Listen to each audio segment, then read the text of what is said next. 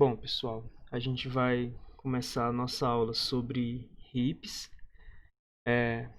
A gente vai estudar dois tipos de heaps. A gente vai estudar as heaps binárias e as heaps de Fibonacci. E, de modo geral, a estrutura de dados heap, ela permite acesso em tempo constante ao seu elemento mais prioritário.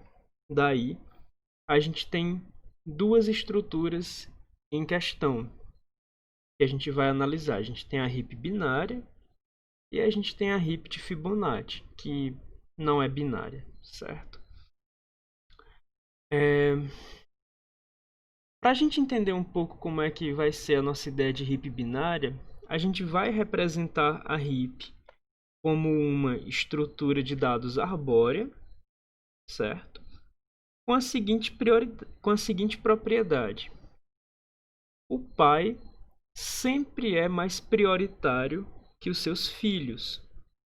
Nessa figura, a gente tem uma heap de prioridade máxima, ou seja, o elemento ao qual ela dá acesso constante, a sua raiz, é o elemento que tem maior prioridade, certo?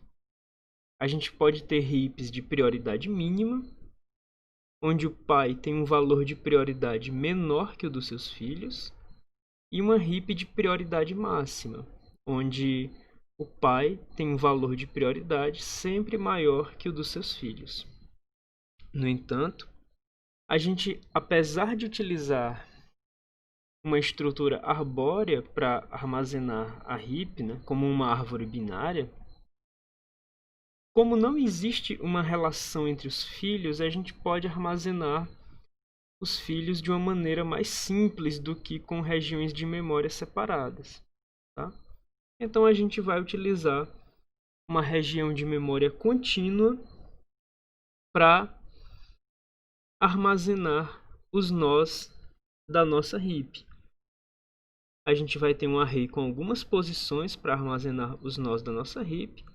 A primeira posição desse array vai ser a raiz da nossa árvore binária representando a nossa heap.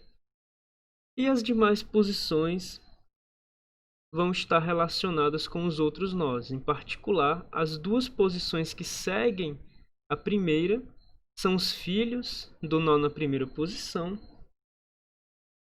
As posições 4 e 5 são os filhos do nó na posição 2. Os nós nas posições 6 e 7 são os filhos do nó na posição 3. Os nós nas posições 8 e 9 são os filhos do nó na posição 4. E por fim, o nó na posição 10 é filho do nó na posição 5. Então a gente consegue representar a nossa heap armazenada linearmente com uma propriedade que relaciona os índices dos nós com os índices dos seus filhos e os índices dos seus filhos com os índices dos seus pais. Tá bem?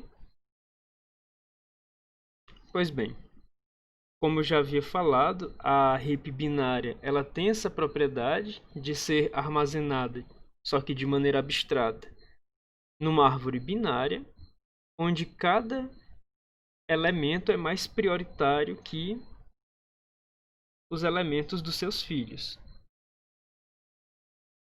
No exercício 20, baseado apenas nessa propriedade, é pedido que a gente argumente que o elemento mais prioritário de uma subárvore de uma heap binária se encontra na sua raiz. Para fazer esse exercício, você pode pensar em uma indução na altura dessa subárvore. E uma vez que você tenha resolvido o exercício 20, que garante que toda subárvore de uma heap binária é enraizada pelo seu elemento mais prioritário, você vai ter concluído, portanto, que o elemento mais prioritário da heap inteira se encontra na sua raiz. Afinal, a heap é uma árvore binária que é subárvore de si própria, né? Pois bem, com essas informações, a gente vai lidar com a nossa implementação. A gente vai ter a nossa implementação é armazenada no arquivo binaryheap.hpp e a gente vai utilizar um artifício para implementar ambas, a heap binária de prioridade máxima e a de prioridade mínima, com o maior reuso possível de código. A gente vai utilizar os templates de C++ e um pouquinho de orientação ao objeto, tá bom? Novamente a gente tem o pragma once, que garante que esse arquivo é considerado no máximo uma vez por sessão de compilação. Ele pode ser incluído ou não numa sessão de compilação. E quando é incluído, é levado em conta exatamente uma vez. A gente vai precisar do cabeçalho functional para utilizar funções comparadoras, mas representadas como objetos. A gente vai utilizar vector para gerenciar a nossa região de memória contínua, que vai conter os elementos da nossa heap. E por fim, a gente vai ter a nossa primeira classe, que é a Binary Max Heap. Essa classe vai ser um template parametrizado por 3 argumentos. O primeiro, o tipo de elemento que ela vai armazenar. Esses elementos não vão ser comparáveis, não precisam ser comparáveis diretamente entre si, porque a gente vai comparar, na verdade, os valores de prioridade desses elementos. Ou seja, a cada elemento vai ser associado um valor de prioridade. Aí a gente vai ter o segundo parâmetro, que é o Priority Type. Por padrão, o nosso Priority Type vai ser Unsigned Long. Por fim, o nosso terceiro parâmetro, que é o que vai nos permitir fazer um grande reuso para implementar a heap de prioridade mínima, é o Comparator, que vai representar o tipo de objeto utilizado para fazer as comparações de prioridade e decidir se um elemento é mais prioritário que outro. Por padrão, a gente vai utilizar stdGreater recebendo Priority Type. Ou seja, por padrão, a gente vai utilizar um objeto representando uma função relacionada com a comparação maior que, em termos de valores do tipo Priority Type, ou seja, valores de prioridades dos nossos elementos. A ideia por trás desse terceiro parâmetro é que, quando a gente for implementar as heaps de prioridade mínima, a única coisa que a gente vai precisar fazer é substituir esse tipo de objeto. Em vez de utilizar stdGreater, a gente vai utilizar stdless. E assim a gente vai ter automaticamente implementado uma fila de prioridade mínima, uma heap com prioridade mínima. Pois bem, a gente vai ter as definições da nossa classe Binary Max Heap, que a gente vai entrar em detalhe logo a seguir. Mas antes disso, a gente tem o alias para a nossa heap binária com prioridade mínima. A gente tem Binary Min Heap, que é um alias para Binary Max Heap, com o elemento recebido de parâmetro no template, Priority Type, recebido de parâmetro no template, por padrão é Unsigned Long, e a única coisa que vai mudar é justamente o nosso Comparator. Na Binary Max Heap, o comparator padrão é o stdGreater, já é o comparator certo e o usuário não precisa especificar isso. O usuário deve aceitar o valor padrão de comparator. Na Binary Min Heap, a gente está sobrescrevendo o valor padrão de comparator para ser o tipo stdless sobre valores do tipo Priority Type. Ou seja, Para a nossa heap binária de prioridade mínima, a gente vai utilizar um objeto representando uma função de comparação que se relaciona com a comparação menor que entre valores do tipo priority type. Pois bem, na implementação da nossa binary max heap e por consequência da nossa binary min heap, que é só um sinônimo para nossa binary max heap, mudando o comparator, a gente vai começar a descrever os membros privados da nossa heap de prioridade máxima. Lembrando que, uma vez implementada a nossa heap de prioridade máxima, a gente vai ter automaticamente implementado a nossa heap de prioridade mínima. O primeiro membro privado é um membro estático, ou seja, pertencente à classe em vez de pertencer às instâncias da classe. Algo decidido, algo instanciado em tempo de compilação, que não vai mudar durante a execução do programa.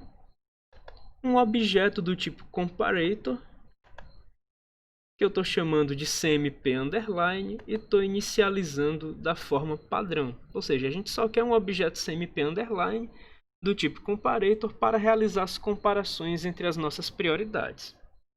Para que a gente consiga associar elementos a prioridades e consiga abstrair o conceito do cmp underline, para que a gente não veja ele sendo utilizado muito na nossa escrita, a gente vai ter uma struct node, que a gente vai entrar em detalhes mais adiante, mas ela basicamente vai associar elementos a valores de prioridade e vai automatizar a utilização do comparator para a gente.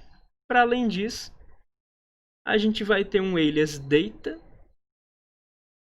para o tipo que a gente vai utilizar para representar a nossa região de memória contínua, index type, associado ao tipo que a gente vai utilizar para se referir às posições da nossa região de memória contínua, uma variável privada associada às instâncias da classe data underline, que vai guardar os elementos da heap, e size underline, que vai ser responsável por guardar o número de elementos contidos atualmente na heap.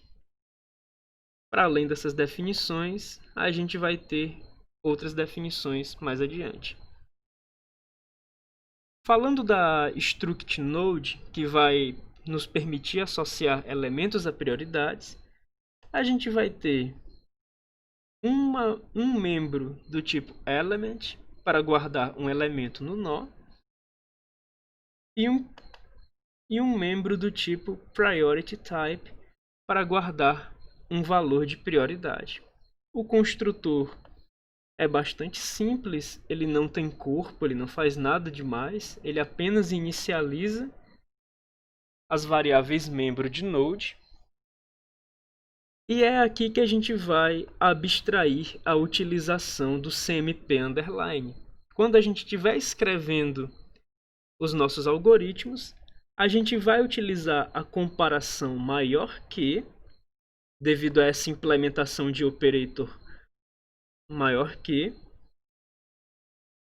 entre a instância a qual pertence esse método e o argumento que é passado para esse método. Observe que o operator maior que é definido justamente em termos de uma chamada para o objeto cmp underline. Então, durante a nossa implementação, durante o desenvolvimento dos nossos algoritmos, é necessário apenas que a gente utilize a operação de maior que para comparar os elementos, em vez de ficar chamando cmp underline o tempo todo.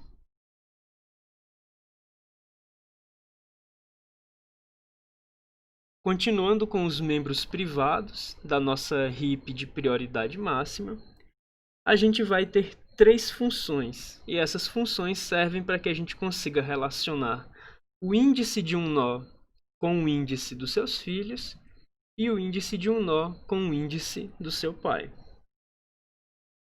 Primeiramente, a gente determina que o índice do filho esquerdo do nó i é dado por 2i mais 1.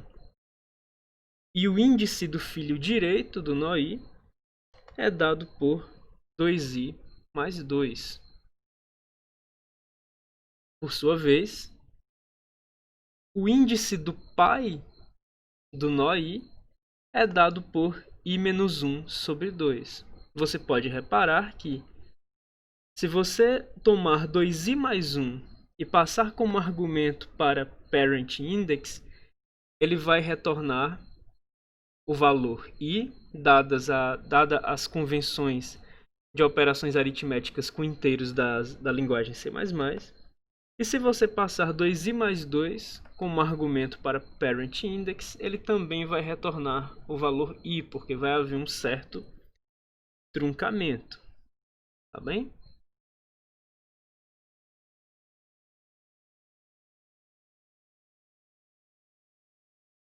No exercício 21, dadas as definições da relação dos índices dos nós e seus filhos e dos nós e seu pai, o exercício 21 pede para que você argumente que a binary max heap ela representa uma árvore binária, né? Na sua variável membro data, com a seguinte propriedade. Com a propriedade de que todos os nós de um mesmo nível, ou seja, todos os nós com a mesma altura, são armazenados de maneira consecutiva. E que os níveis da árvore são armazenados do mais alto, ou seja, a sequência de nós armazenada em data começa pela raiz e termina nos níveis mais baixos, ou seja, nos níveis que contêm as folhas, né, que são os dois últimos níveis. A gente vai precisar de duas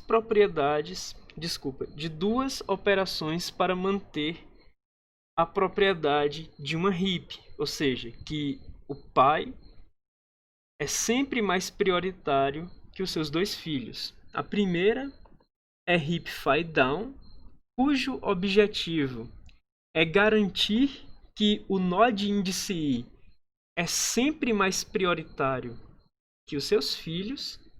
E como que essa função faz isso?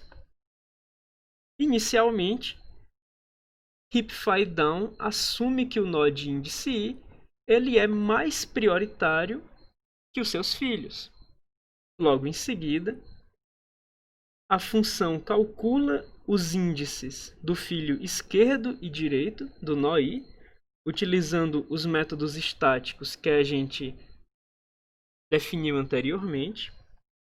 E em seguida é feito o seguinte: verifica-se se o índice do filho esquerdo é um índice válido, e caso seja um índice válido, verifica-se se o filho esquerdo é mais prioritário que o seu pai. Caso o filho esquerdo seja mais prioritário que seu pai, largest recebe o índice do filho esquerdo. Analogamente, a gente verifica se o filho direito tem um índice válido e, caso tenha, a gente verifica se o filho direito é mais prioritário que o nó armazenado em largest, que pode ser o seu pai ou o seu irmão. Caso seja, então largest recebe o índice do filho direito. Após esses dois ifs, a gente sabe que largest armazena o índice do nó mais prioritário entre i, o filho direito do nó com índice i, e o filho esquerdo do nó com índice i.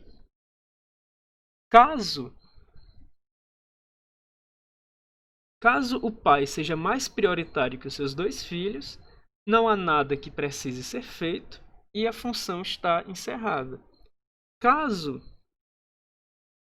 o índice do nó mais prioritário não é igual ao índice do pai, então a gente troca o pai e o filho mais prioritário de lugar E agora que o pai tem menos prioridade que o filho, ou seja, que o pai se tornou filho do seu antigo filho, a gente verifica novamente se o nó que foi deslocado, o pai que foi deslocado para a posição do seu antigo filho, se ele continua, se agora ele mantém-se mais prioritário que os seus novos filhos. E isso a gente faz recursivamente, ou seja, a gente vai observar essa propriedade de uma maneira de cima para baixo na árvore binária representando a nossa heap.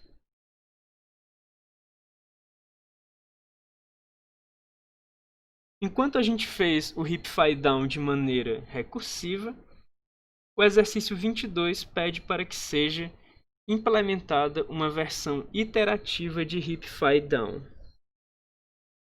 A próxima função que a gente precisa para manter as propriedades de uma heap é análoga a heap file down, mas ela se preocupa em manter a propriedade que um pai tem que ser mais prioritário que seus filhos, não de cima para baixo como fazia a heap file down, mas de baixo para cima. A heap file up, ela verifica se um certo nó é mais prioritário que o seu pai, e caso seja, ela troca os dois de lugar e vai fazendo isso iterativamente. Então, enquanto o índice do nó for válido e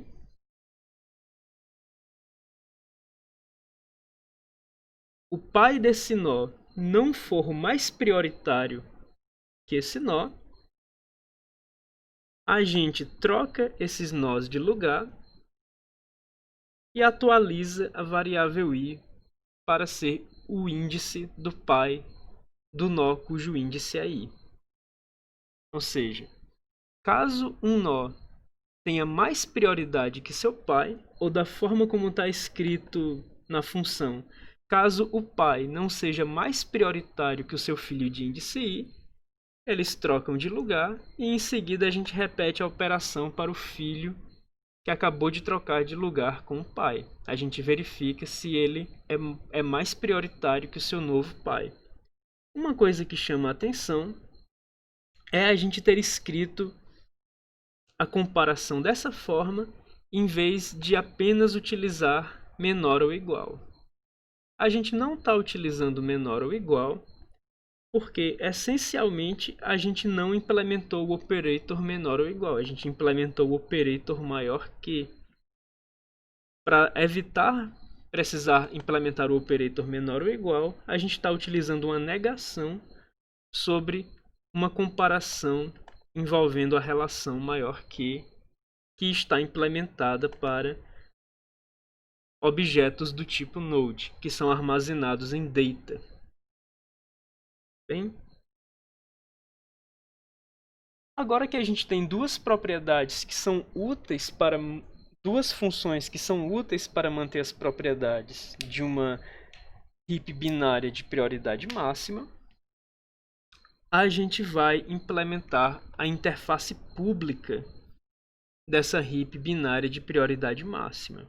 Inicialmente, a gente tem um construtor simples que inicializa data e size de tal forma que é representado que a nossa heap de prioridade máxima ela começa com nenhum elemento armazenado. A gente tem um método empty que determina se a nossa heap tem algum elemento ou não, apenas fazendo uma comparação com a variável privada com o membro privado size underline. E continuando a nossa interface pública, a gente vai ter o método que dá acesso em tempo constante ao elemento mais prioritário da nossa heap. Como a gente sabe que esse elemento é a raiz da nossa árvore binária, a gente sabe que ele tem índice 0. Então, a gente só precisa determinar se a nossa heap está vazia ou não. É por isso que a gente retorna std optional. Se a nossa heap binária estiver vazia, a gente retorna nada. E caso ela não esteja vazia, a gente retorna o elemento contido no nó de índice 0.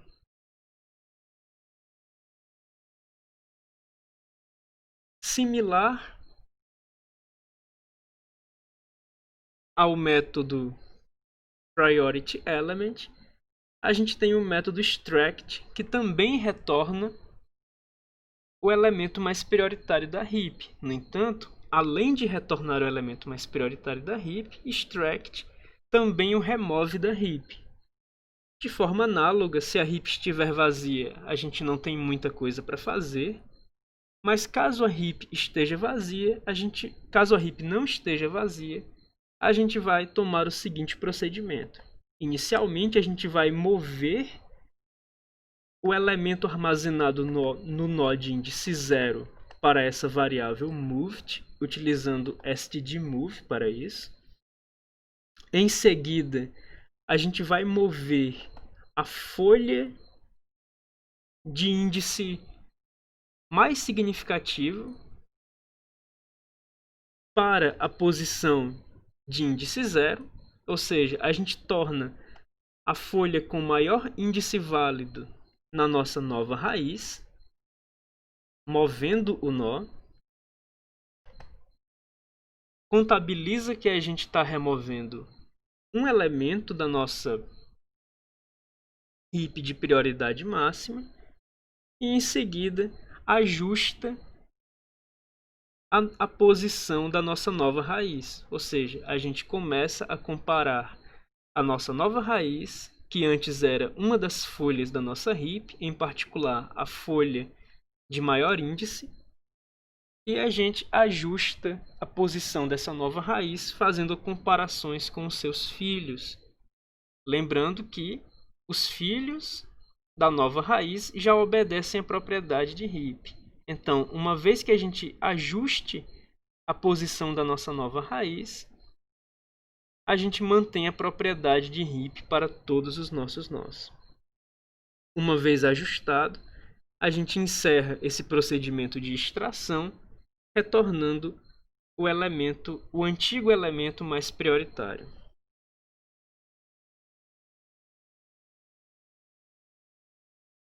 Para finalizar, a gente tem o procedimento de inserção. O procedimento de inserção, ele recebe dois argumentos: a prioridade com a qual o elemento a ser inserido deve ser tratado e uma referência para o elemento que deve ser inserido. Então, element vai ser inserido na nossa heap e tratado com o valor de prioridade priority. Nesse momento, é preciso verificar se a gente precisa fazer uma realocação de memória. A gente vai abstrair isso da seguinte forma: se o número de elementos associado na nossa heap, se o número de elementos armazenados na nossa heap é exatamente igual ao tamanho atual de data underline, é possível, não é necessário, mas é possível que nós precisemos fazer uma realocação de memória. Nesse caso, a gente delega a inserção para o método pushback de vector, que vai automatizar a inserção do nó que vai ser construído com os argumentos priority e element. Mais uma vez, pushback realiza uma realocação caso ela seja necessária, e caso não, apenas insere o nó que vai ser construído com esses parâmetros logo após o último nó armazenado em data underline.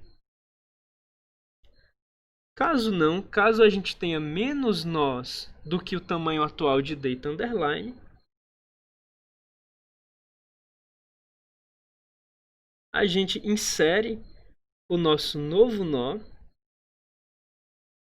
na posição indicada por size underline, que anteriormente não seria um índice válido da nossa heap, mas como havia espaço para colocar um nó nessa posição, a gente o coloca e logo em seguida a gente contabiliza a inserção do nó, independente de se a gente precisou ocorrer independente de se a gente possivelmente precisou fazer uma realocação ou se a gente garantidamente não precisou fazer uma realocação. De toda forma, a gente contabiliza a inserção de um novo nó e como a gente incrementa size underline, o valor antigo de size underline passa a ser um índice válido. Lembrando que para um valor de size underline, os índices válidos teriam valores de 0 até size underline menos 1. Por fim, uma vez inserido o nosso novo elemento como a folha de maior índice da nossa árvore binária, a gente vai ajustar a posição dessa nova folha, comparando-a com os seus ancestrais. E para isso a gente vai utilizar heap_phi_up. Como os nossos nós já obedeciam à propriedade de heap, uma vez que a gente ajuste adequadamente a posição da nossa nova folha de maior índice para que ela ocupe a sua nova posição de tal forma que ela seja mais prioritária que os seus descendentes e menos prioritária que os seus ancestrais, é isso que a gente vai obter chamando heap_phi_up, a gente novamente mantém a propriedade de heap para todos os nós da nossa heap binária de prioridade máxima. No exercício 23, é perguntado se existe como implementar uma fila, uma estrutura de first in, first out, em termos de uma heap binária. E também pergunta-se se é possível implementar uma pilha, uma estrutura leaf, last in, first out, em termos de uma heap binária. Em relação à complexidade, é notório que os métodos de inserção e remoção eles têm a sua complexidade, a sua execução dominada pela complexidade ou execução dos métodos heap_phi_up e heap_phi_down, e a cada iteração ou chamada recursiva de heap_phi_up e heap_phi_down, um número constante de comparações e no máximo um swap é realizado. Então a gente sabe que a complexidade de inserção ou remoção é dominada pelo número de chamadas recursivas que heap_phi_down pode fazer no pior caso, ou pelo número de iterações que heap_phi_up pode fazer no pior caso. E de toda forma, ambas essas quantidades são limitadas pela altura da nossa árvore binária que está representando a nossa heap. Como a gente escolheu armazená-la linearmente, a gente adquire a propriedade de que essa nossa árvore binária com n nós, ela está bem balanceada. Se você perceber, as folhas da nossa árvore binária ocorrem sempre nos últimos 2 níveis, o que é um bom sinal de balanceamento. Portanto, como a nossa árvore binária, representada linearmente, encontra-se bem balanceada, a gente sabe que, havendo n nós na nossa árvore, ela tem uma altura de odd log n. E eu estou percebendo que eu preciso corrigir as notas de aula. Eu escrevi odd n, mas na verdade eu deveria ter escrito odd log n. Quando vocês forem ler esta parte das notas de aula no PDF, vocês vão encontrar odd log n no lugar de odd n, tá bem? A última operação, para além de remoção e inserção, é a operação de acesso ao elemento mais prioritário. E como vocês viram, isso consiste apenas de, caso a heap tenha elementos a serem acessados, acessar o elemento de índice 0, e isso é feito em tempo odd 1. Na próxima aula, a gente vai lidar com heaps de Fibonacci. Então, até lá!